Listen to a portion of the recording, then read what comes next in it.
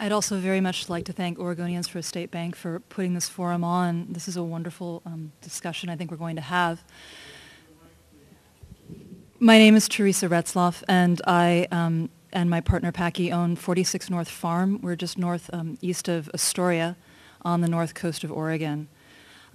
We started farming on the north coast of Oregon just outside of Seaside in 2003 and ran a small farm there on land we leased from friends for a number of years. And over the years, we built a strong small farm selling herbs, salad greens, flowers, edible plant starts.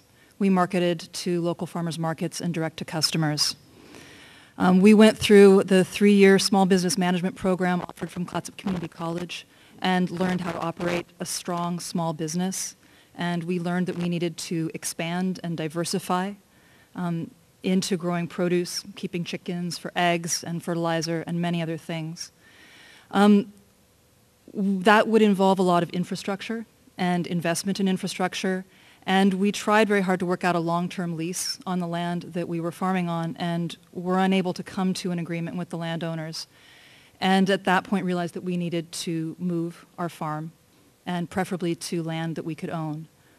It doesn't seem like a really complicated thing. We'd need to start a farm, we need to buy land, buy a farm. I live in a pretty rural community and there's a lot of farmland out there. We had a solid business plan and it was very pragmatic, and it involved having part-time off-farm jobs to help keep our cash flow steady while we rebuilt our farm's infrastructure and got some crops started. Doesn't happen overnight.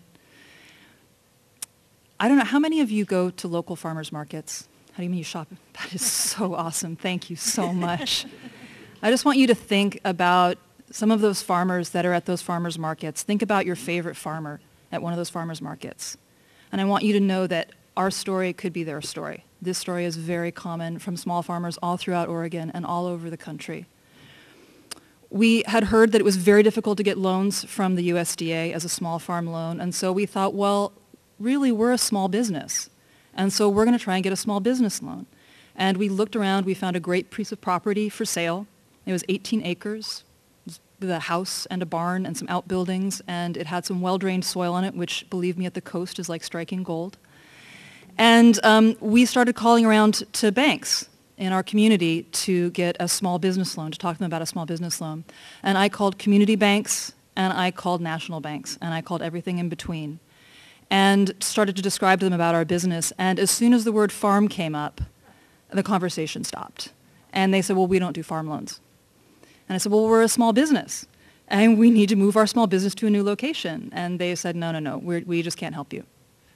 And that went on and on. We finally did find a bank that was willing to work with us. It was actually Shore Bank, if you're interested.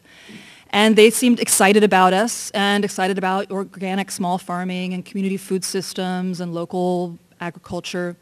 And they worked with us for quite a while. And we worked on our business plan. We worked on our proposal.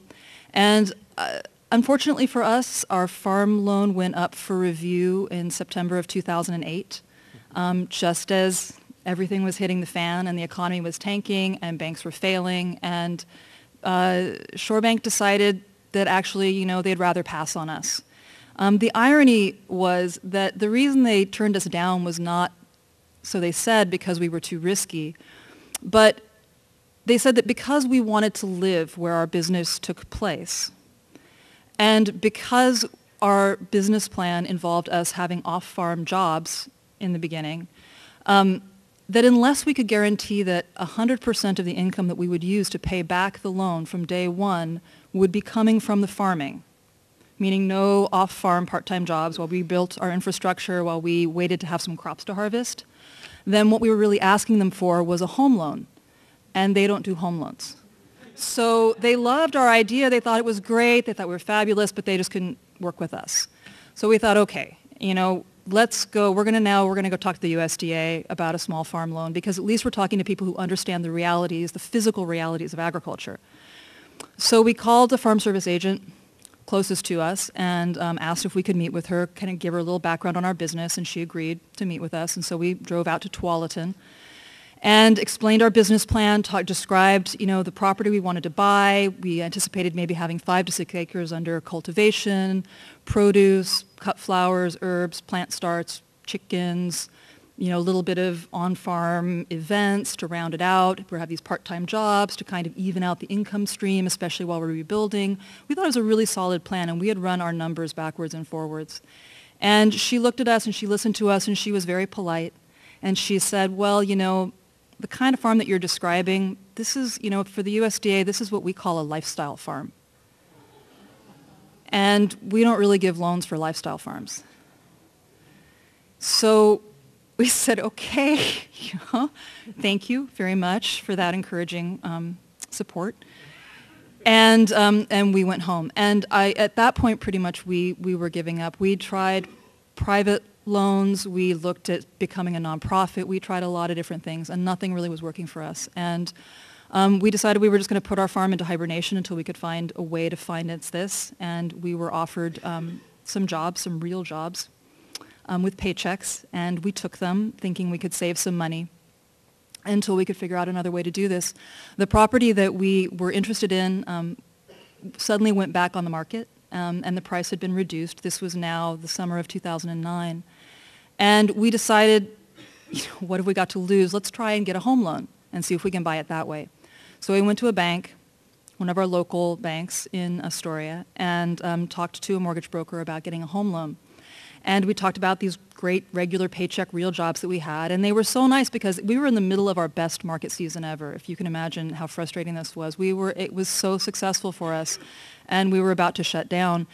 And we were working part-time at our real jobs, hoping to make it through that market season so that we could pay off, our farm bills for that year.